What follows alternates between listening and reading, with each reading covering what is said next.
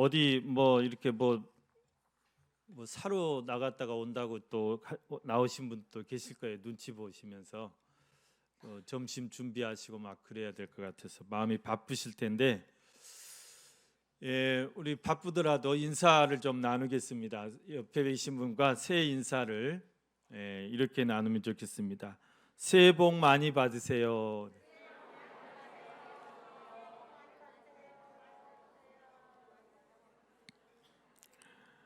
네, 한 번 더 우리 오늘 올 한 해 우리 교회 표대로 여러분의 가정과 또 여러분의 모든 직장과 여러분의 모든 일터와 또 여러분의 심령이 우리 회복을 넘어서 부흥으로 같이 한번 인사 나누겠습니다. 시작.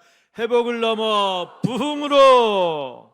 네, 정말 여러분의 그 마음들이 다 회복되시고 또 심령이 다 회복되시고 항상 기쁘고 즐겁고 활기차시고 힘있게 올 한 해를 또 승리하시기를 바랍니다.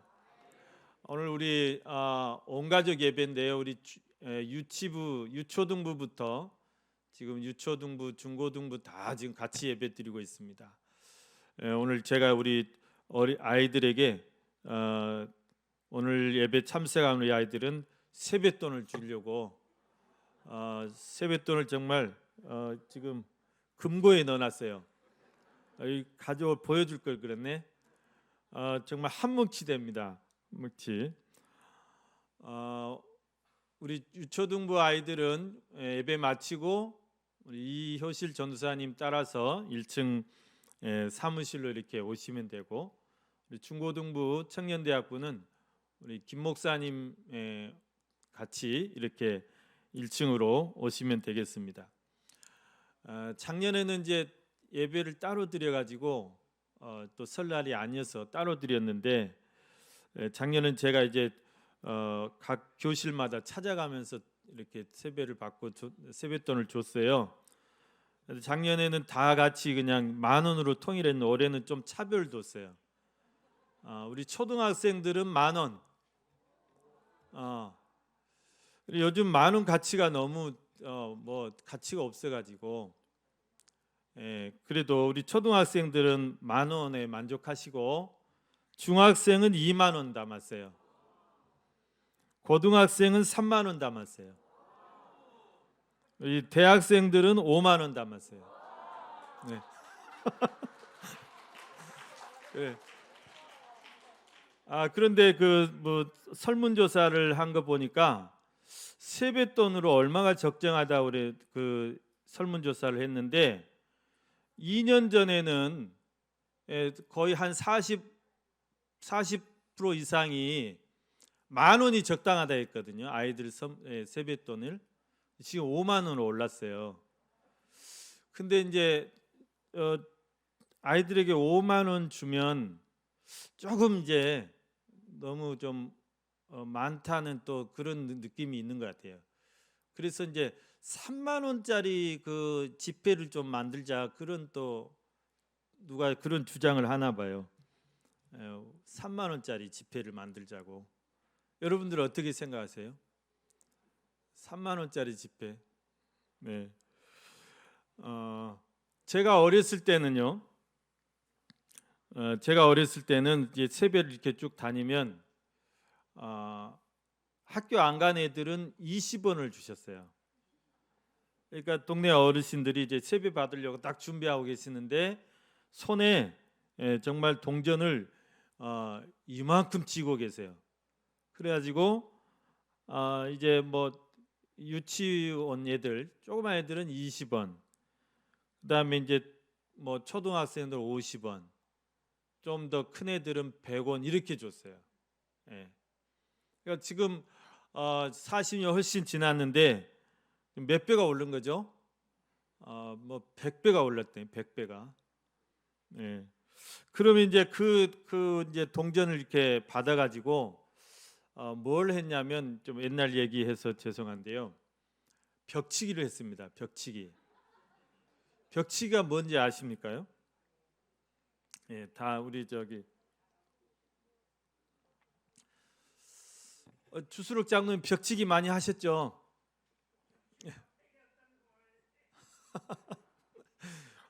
우리 저기 교회 앞에 지금 나가면 벽이 있는데 그게 딱 벽치기 하기 좋습니다. 예. 그래서 이렇게 이제 벽 앞에다가 그 온점을 하나 그려놔요. 그래가지고 그 동그라미를 또 이렇게 딱 쳐요. 그럼 이제 벽을 치고 이게 이제 그 원점에 가까이 들어간 사람이 이기는 거예요. 무슨 말인지 알겠죠? 예. 오늘 우리 장로님들이 끝나고 그 윷놀이를 좀 하자고 저한테 그랬는데 윷놀이 대신 벽치기를 좀 하시죠. 제가 막 벽치기가 막 하고 싶어요 지금. 장로님들 돈을 제가 좀 다 좀 따가야 되겠습니다. 여러분 오늘 아무튼 즐거운 하루 되시고요.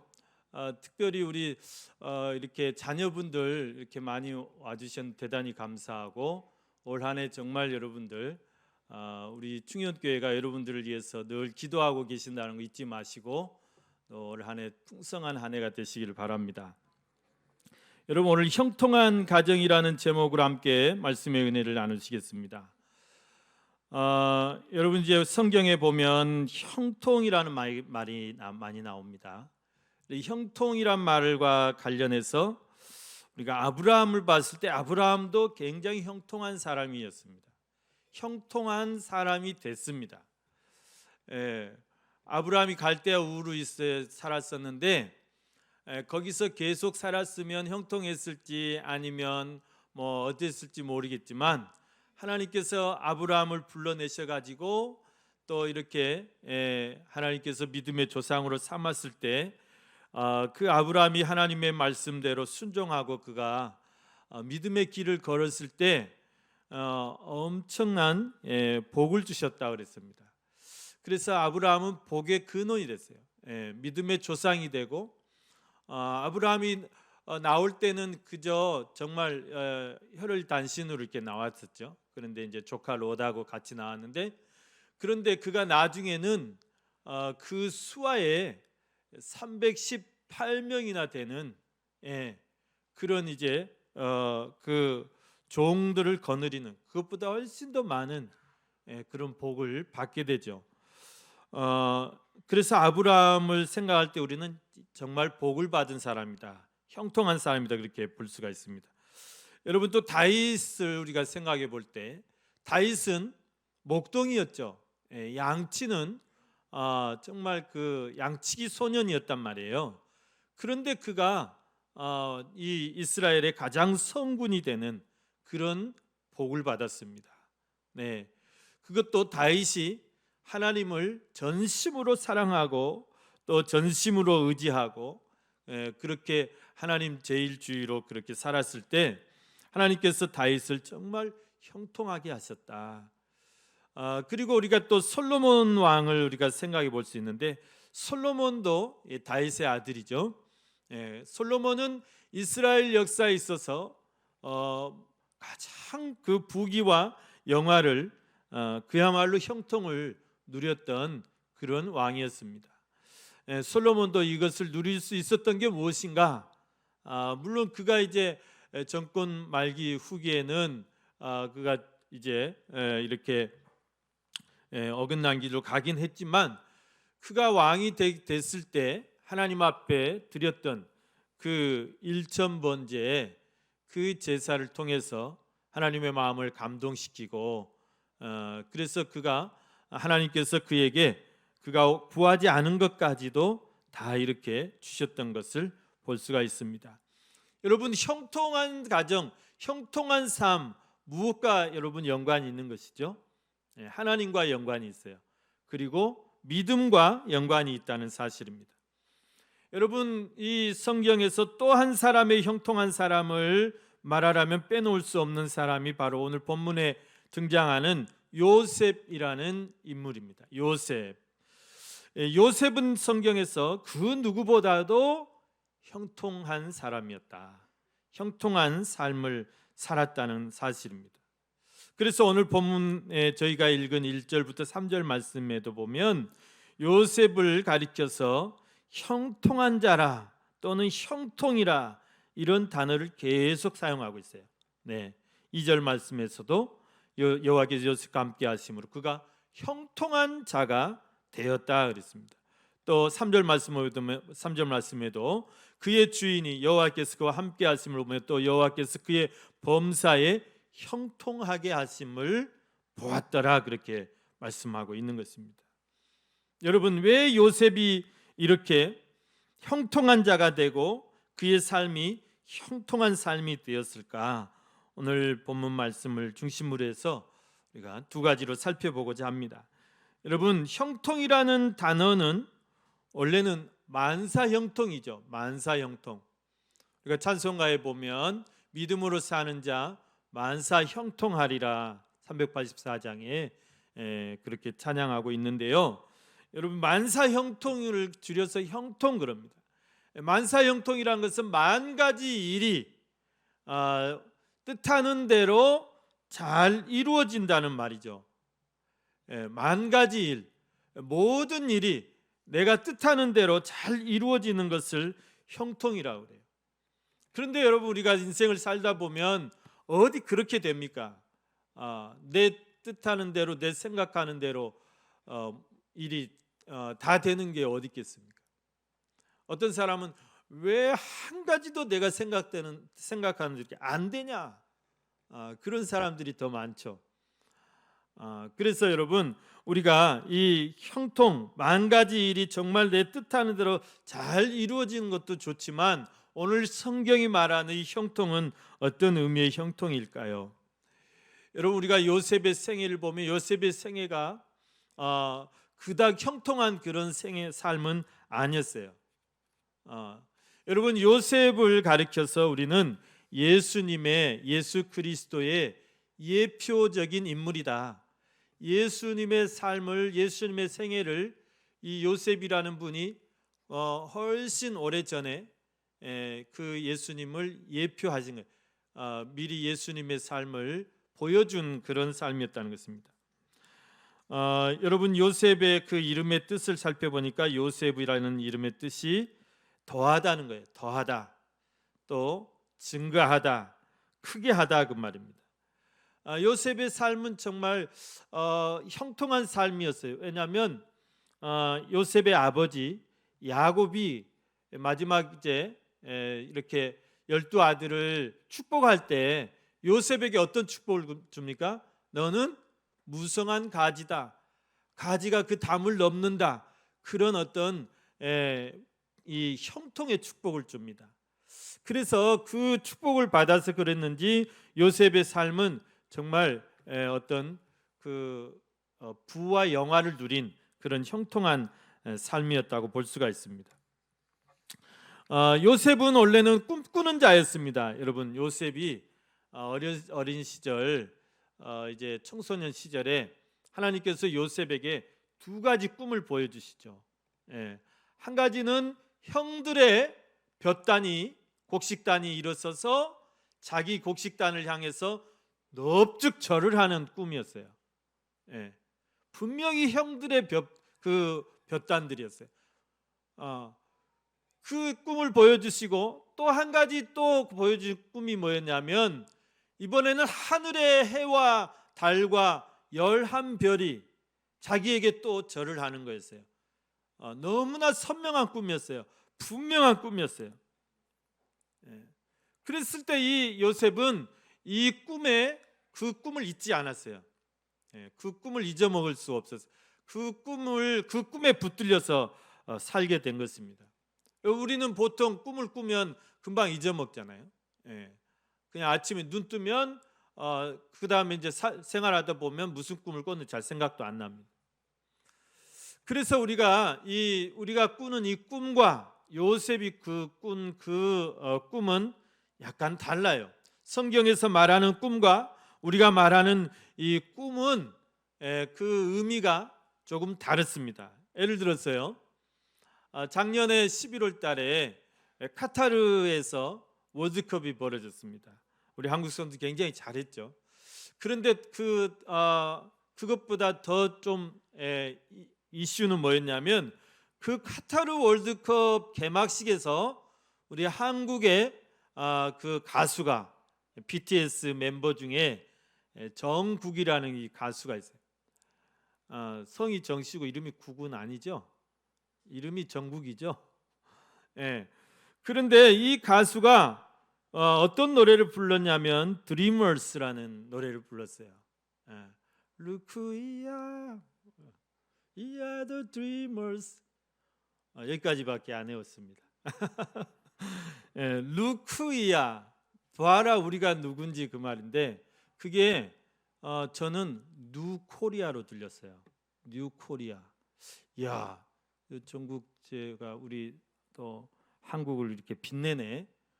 그렇게 이제 들렸는데 그게 루크이야, 우리가 누군지 보라. 우리는 꿈꾸는 자들이다. 그래서 전 세계인의 어떤 그 어린이들에게 또 청소년들에게 청년들에게 정말 꿈을 심어줬죠. 그러나 여러분, 그 정국이 부른 그 드리머라는 그 꿈의 의미와 오늘 이 성경 본문에 나와 있는 요셉의 꾼 그 꿈의 의미가 다르다는 것입니다. 달라요. 예. 그래서 우리는 흔히 꿈과 비전이 어떤 차이냐, 이것을 말해보라면 좀 명확하게 말하기가 꿈과 비전 이게 좀 다른 것은 알겠는데 그것을 명확하게 말하려면 잘 안 돼요. 그런데 오늘 제가 명확하게 좀 이렇게 구분을 좀 해보겠습니다. 여러분, 이 정국이 부른 이 꿈은 뭐냐면 그것은 어린이들, 청소년들, 청년들이여 꿈을 가지라, 목표를 가지라. 그리고 그 꿈을 향해서 노력하고 그 꿈을 향해서 나아가면 그 꿈은 이루어진다. 이루어진다. 우리 한국이 월드컵에서 전혀 우승하지 못하는 법이 없잖아요. 정말 꿈을 가지고 노력하면 언젠가 이루어질 것이다. 우리 4강도 이루었잖아요. 꿈은 이루어진다. 그런 의미의 어떤 꿈입니다. 그러니까 나의 목표라고 할 수가 있죠. 올 한 해 여러분들이 정말 계획하는 것이 있을 겁니다. 여러분이 정말 목표하는 것이 있을 겁니다. 여러분 그 꿈과 목표를 정말 다 이루실 수 있기를 저는 간절히 축복합니다. 이루시면 좋겠어요.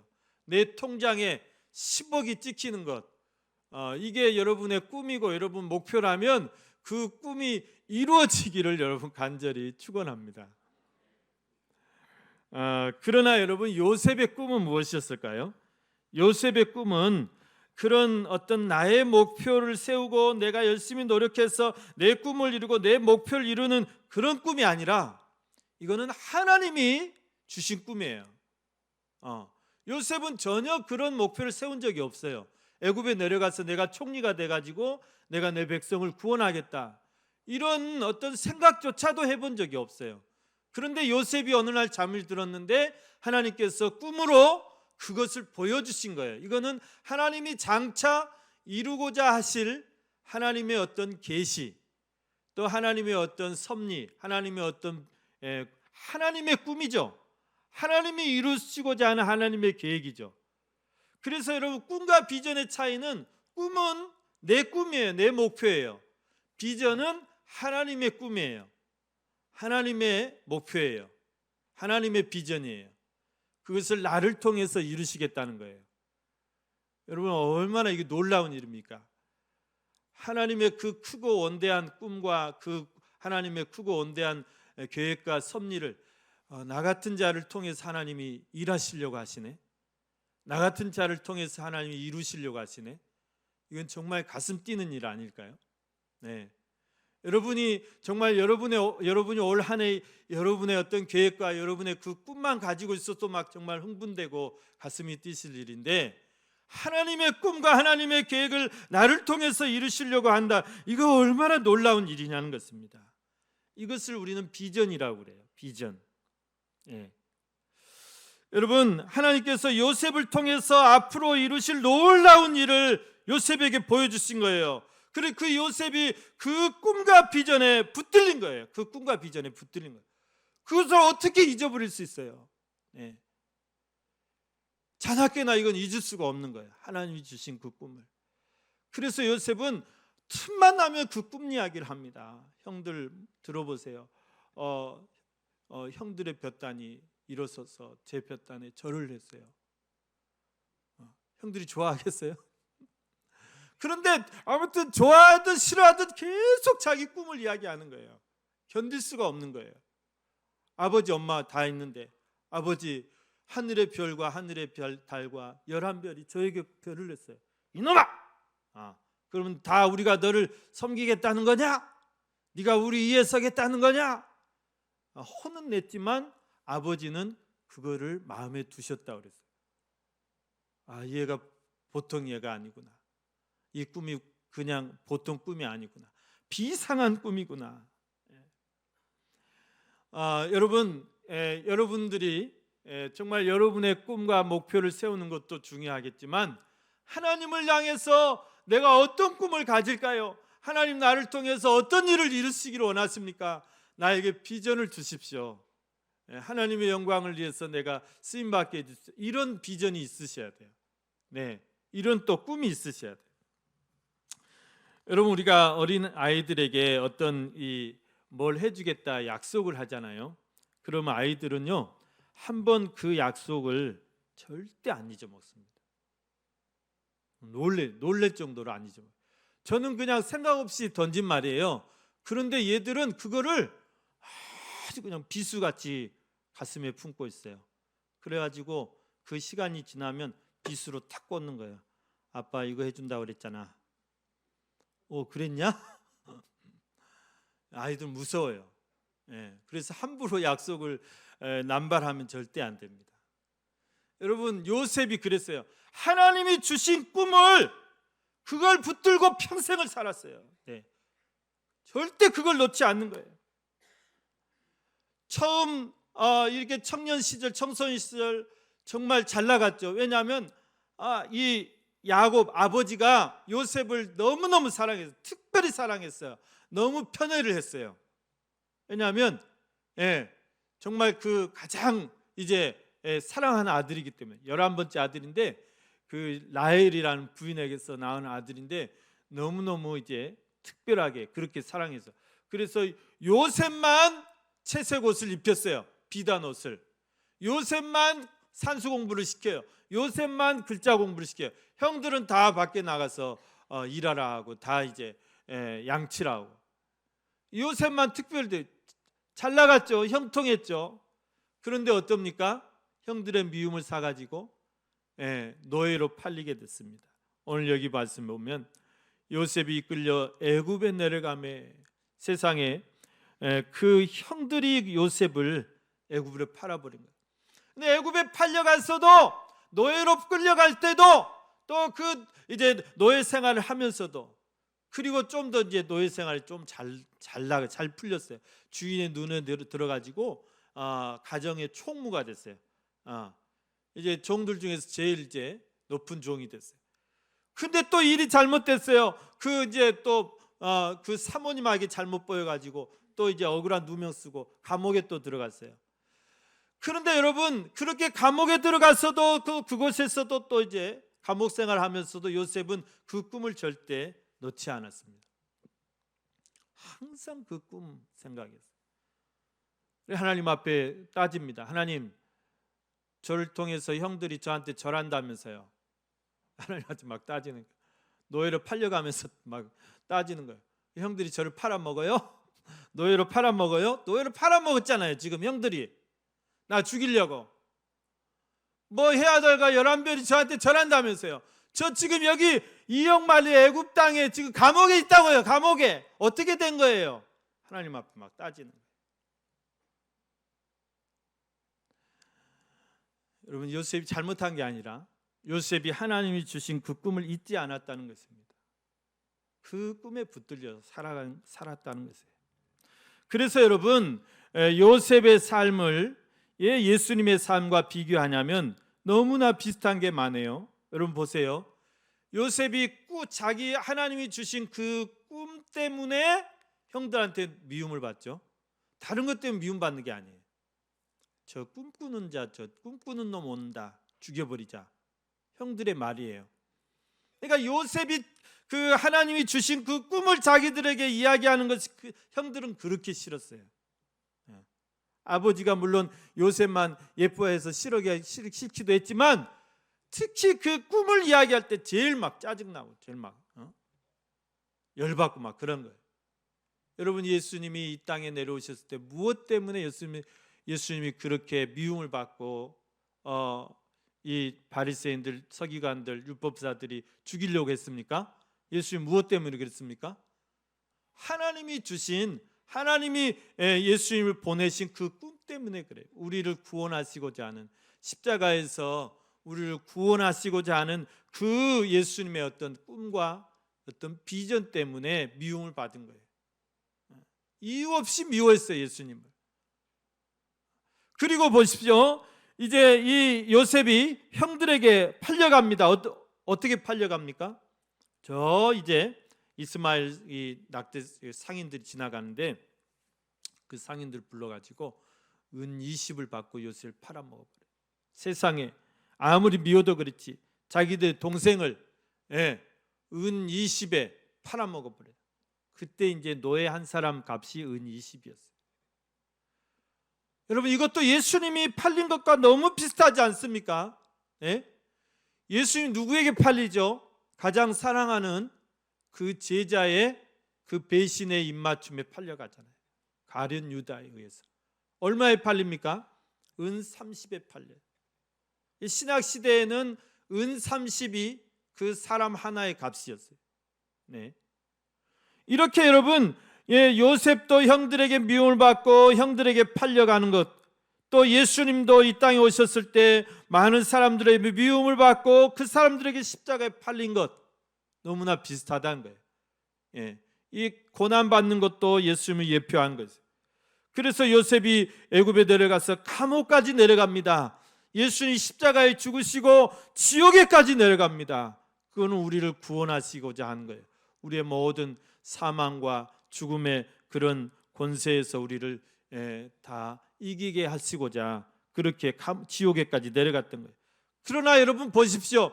그 요셉이 감옥에 간 것이 오히려 전화위복이 됐어요. 그게 하나님의 어떤 축복의 통로가 됐어요. 그곳에서 술 맡은 간원장을 바로의 채측근을 만났어요. 그래서 그 바로의 측근이 요셉을 바로에게 소개를 하는 거예요. 그래서 요셉이 바로 앞에 가게 됐습니다. 바로 앞에서 요셉이 하는 그 꿈을 해석함으로써 애굽의 총리가 됐어요. 하나님의 계획대로 다 이루어졌어요. 그 고난받는 요셉을 하나님께서 이제는 높이시기 시작한 거예요. 그 고난에, 그래서 이제 십자가에서 죽으시고 그렇게 지옥까지 내려간 예수님을 사흘 만에 다시 부활하셔서 승천하게 하심으로 예수님을 높이신 것과 마찬가지란 거예요. 이걸 예수님의 승기라고 해요. 하나님 예수님을 높이신 거예요. 하늘에까지 높이신 거예요. 하나님께서 요셉을 높이시는데 애굽에 있어서 가장 높은 자리, 바로는 그냥 이름뿐이에요. 모든 실권을 요셉에게 맡겼습니다.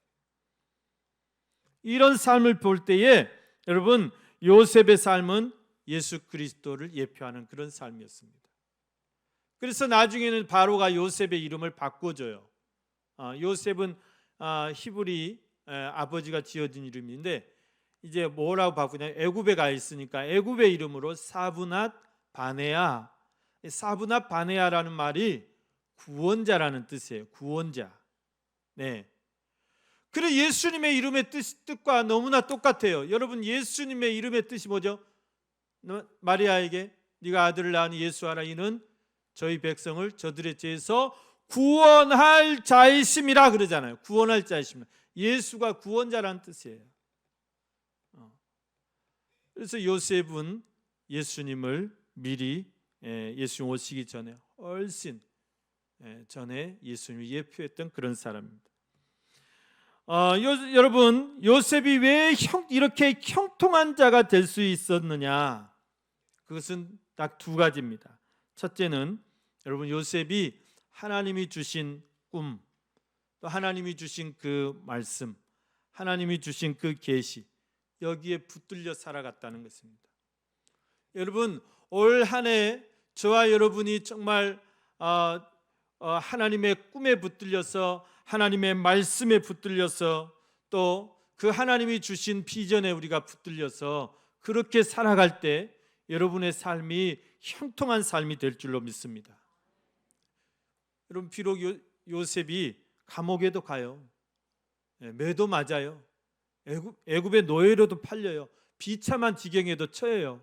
자기가 뜻한 대로 전혀 되지 않아요, 일이. 그럴지라도 그가 절망하고 실패하고 낙심하고 좌절한 게 아니라 하나님의 꿈을 붙들고 그 꿈에 붙들려서 하나님 주신 그 꿈을 위해서 그 기도를 쉬지 않을 때 그가 승리자가 될 수 있었던 것을 여러분 기억하시길 바랍니다. 여러분, 올 한 해 여러분의 뜻한 대로 잘 안 될 수도 있어요. 어려운 일이 생길 수도 있어요. 그러나 여러분, 낙심하지 마시고 또 실망하지 마시고 좌절하지 마시고 우리가 무엇을 붙들어야 돼요? 하나님의 말씀을 붙들고 또 하나님이 내게 주신 그 꿈을 붙들고 여러분, 우리가 그 꿈을 위해서 기도하기를 쉬지 않을 때 하나님께서 우리를 반드시 형통하게 하시고 또 승리하게 하실 줄로 믿습니다. 두 번째, 여러분, 우리가 올 한 해 형통한 삶이 되기 위해서는 여호와께서 그와 함께 하신다.